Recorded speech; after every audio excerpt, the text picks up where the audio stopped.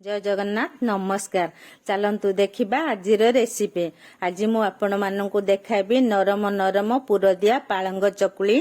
जो मानू पालंग खाइबा पसंद नुहे से मैंने थरे एमिति चकुली करी खांतु। देखिए आपण मानू केते टेस्टी लागिबो।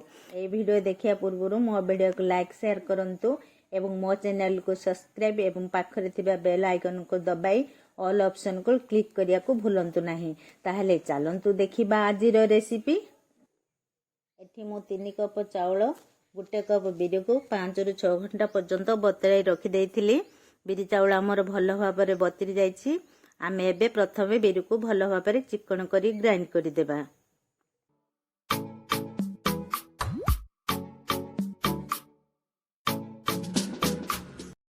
बिरी हमर भलो भाबरे ग्राइंड हो जाइछि। एबे आमे याको गोटे जगह को बाहर करि देबा। यहाँ पर आमे चाउल को भी ग्राइंड करि देबा। चाउल हमर ग्राइंड हेबा भितरे आमे बिरी को भलो भाबरे गोटे डायरेक्शन रे भलो भाबरे गुळाई देबा। एठी हमर चाउल भलो भाबरे ग्राइंड हो जाइछि। याको बिरी बेटर रे मिसाई भलो भाबरे गुळाई 2 रु 3 घंटा पर्यंत ढांकी छाडी देबा। एठी मो किछि पालंग नेछि। पालंग को भलो भाबरे बाछि परिष्कार करि धुई देछि। कड़े रे पानी बसाई देथिली। पानी हमर भलो भाबरे गरम हो जाइछि। गोटे चामच लूण पकाई पालंग को गोटे मिनिट पई ढांकी सिजाई देबा। गोटे मिनिट हमर हे गेलाने। एबे ढांकुणी बाहर करिबा। आ पालंग को गोटे छणा साजरे छाणी बाहर करी संगे संगे ठंडा पानी रे पालंग को धुई देबा। पालंगरु आमर पानी सब बाहरी जीवा भितरे आमे एपटे चकुली पई पूरा प्रस्तुत कर देबा।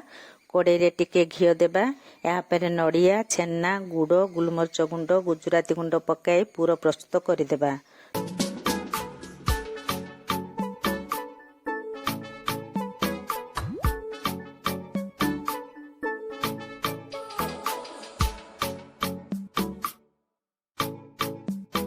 नड़िया छेना गुड़ आमर भल भाव मिसी हो गलानी। आउ किछि समय पई भाजी बाहर कर देबा। पूरा आमर हेबा भितरे आमे पालंग को ग्राइंड कर देबा। पालंग आमर ग्राइंड हे रेडी हे गला। एपटे पूरा भी आमर हे जाइछि। पूरा को गोटे प्लेट को बाहर कर देबा। एबे आमे गैस रे तावा बसाई गरम करबा। तावा आमर गरम हेबा भितरे आमे चकुली रो बेटर देखिबा। देखंते 3 घंटा पर बेटर आमर फुली डबल हो जाइछि।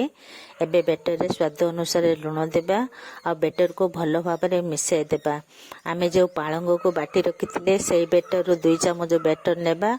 आ बिरी चाउल बेटर रो 2 चम्मच बेटर को पालंग बेटर रे मिसाई गुटे बेटर प्रस्तुत करि देबा।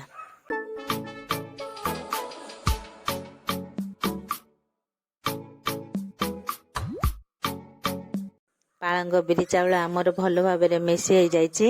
या गोटे परिष्कार प्लास्टिक बोतल रे भर्ती कर देबा। मु एमिति भर्ती करिछि। आपण माने या को पॉलिथिन रे भर्ती करी बोतल रे बेटर को भर्ती करि परिबे। मोर ए बोतल रो मुह बड़ अछि तो मु सेथि पई बाउल को डायरेक्ट टेकी बेटर को बोतल रे भर्ती करिछि। एबे हमें तावा रे तेल लगाई चकुली प्रस्तुत करबा। प्रथमे आमे पालंगर बेटर को राउंड राउंड करी गोल करी देबा। तापर बिरी चाउलर बेटर को दे चकुली प्रस्तुत करबा।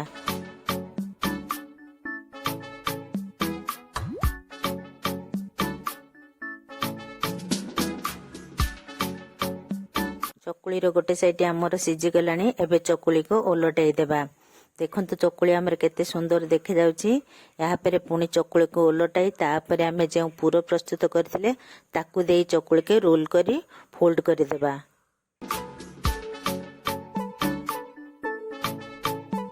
गोटे चकुली हमर प्रस्तुत हो गला।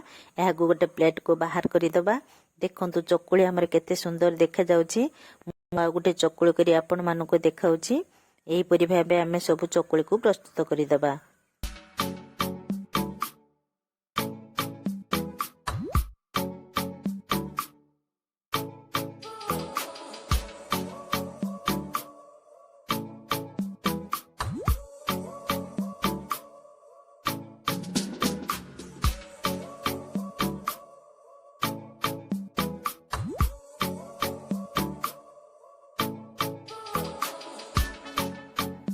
ଦେଖନ୍ତୁ ଆମର ସବୁ ଚକୁଳି ପ୍ରସ୍ତୁତ ହେଇଗଲା। ମୁଁ ଏହି ଚକୁଳି ସାଙ୍ଗରେ ମଟର ଆଳୁ ତରକାରୀ ସର୍ଭ କରିଛି। ଦେଖନ୍ତୁ ଚକୁଳି ଆମର କେତେ ସୁନ୍ଦର ଦେଖାଯାଉଛି। ପ୍ରସ୍ତୁତ ହେଇଗଲା ଆମର ଟେଷ୍ଟି ପୁରଦିଆ ପାଳଙ୍ଗ ଚକୁଳି ରେସିପି। ଏହାକୁ ଘରେ ଥରେ ନିଶ୍ଚିତ ବନାନ୍ତୁ ଏବଂ କେମିତି ଲାଗିଲା ମୋତେ କମେଣ୍ଟ କରି ଜଣାନ୍ତୁ। ଯଦି ମୋ ରେସିପି ଆପଣମାନଙ୍କୁ ଭଲ ଲାଗୁଥାଏ ତାହେଲେ ମୋ ଭିଡ଼ିଓକୁ ଲାଇକ୍ ସେୟାର କରନ୍ତୁ ଏବଂ ମୋ ଚ୍ୟାନେଲକୁ ସବସ୍କ୍ରାଇବ୍ କରିବାକୁ ଭୁଲନ୍ତୁ ନାହିଁ। ଧନ୍ୟବାଦ।